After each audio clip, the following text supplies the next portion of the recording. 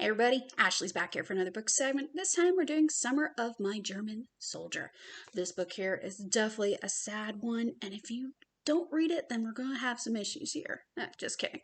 Either way, this is a really sad book that makes the readers truly think.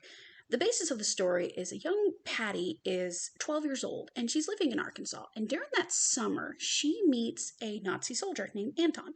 First name Frederick, but he likes to go by Anton.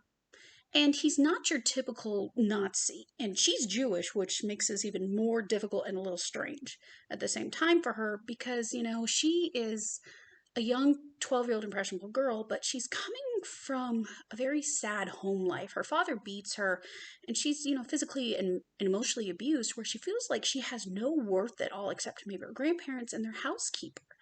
And in this town, you have to pretty much go along with what everyone says, or you don't mean anything, especially with considering how strict her father is.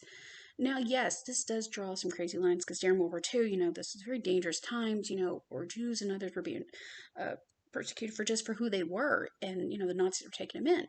But this story focuses more on a German soldier that's not quite in following with Hitler. He is more of he doesn't exactly believe in this going on and he just wants to go home. And the harder part of the story for me personally to digest is that he's about 22 years old and Patty is 12 years old, and they actually do fall in love.